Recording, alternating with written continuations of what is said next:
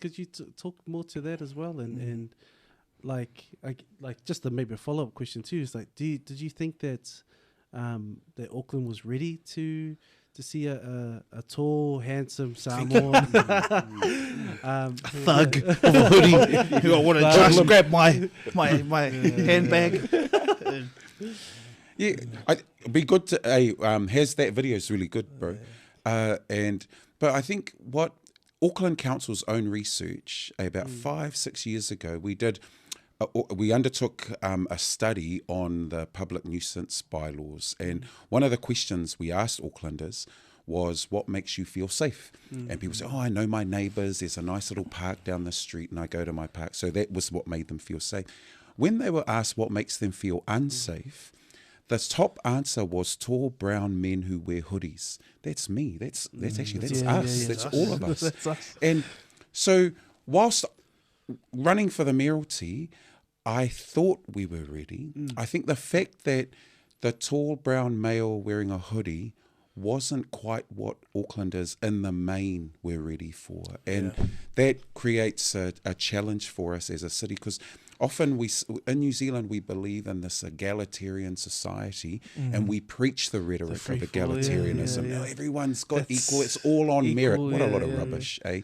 Truth of the matter is, the narrative became, can you trust this Samoan kid from Otara to run the finances of a city? And for many people, they struggled with that.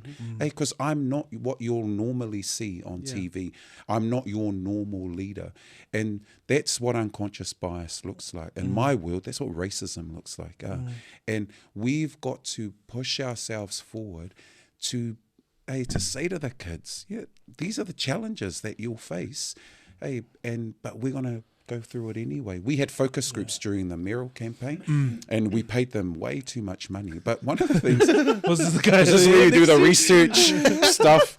And one of the things the focus groups came back with was, what's Efeso's biggest challenge? They said the colour of his skin. And if the focus group who've never met me, they just look at me, but they just think, oh, that's, he's brown, he's tall. Apparently across the world, if you look at the clinical psychology studies, if you're a tall black male, people fear you, you're intimidating. And that's why, when I ran for the Mayoralty, the focus groups, they said, oh, can we just make you a shade lighter as well? We just need to pale you a little bit. So that's why I'm wearing a pink jacket. I don't know if you remember the mayoral jacket. Oh yeah, so it's the purple background, pink jacket, white shirt. All of that is to yes. And I'm naturally fair because my surname's Collins, but for some reason I'm a little bit tanned for people. But when we are working through all of that, other campaign teams are thinking, okay, how do we just get out? Where are we advertising? Who cares? Our campaign team is thinking about, okay, Fess, how do you not look so intimidating? And then I turn up to campaign things. I've got another tall brown guy with me. This is not going to be good. That's why every time he's a lawyer. Our campaign manager had a PhD in law, so it all kind of, we had to think about how we looked as well. So I'm troubled because I've got daughters, as I've said, and if you look at the Human Rights Commission stuff, it's brown Pacific women are paid the least. And if we don't do anything now to really push our boat forward, because we're already behind, we're not at the start point yet. And just to get to the start point, we've got this major fight, because we are essentially 27% behind what your average person is getting. And that's why we've got to keep doing these things. We've got to be able to see someone who looks like us, sounds like us, lives in our circumstances, leading in cities and in nations and in schools. Because unless we see that, we're not going to be. And in schools, I think teaching is one thing.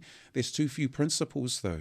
Absolutely. So again, I wrote this article. I thought I was really clever, and I said, we cannot be on the factory floor like my mum, just nicely dressed. That's the difference. We're still on the factory floor, but we just wear nice clothes. And we've got to see leadership. So that's what the Mayoralty was about. It was about stepping up and saying we're just as good, probably better in my view. But and then we test the heart of the city, the psyche of the city, and the psyche of the city said, no, we're quite comfortable with an old Parangi man. Thank you very much. But that's cool too, because then someone else will finish it.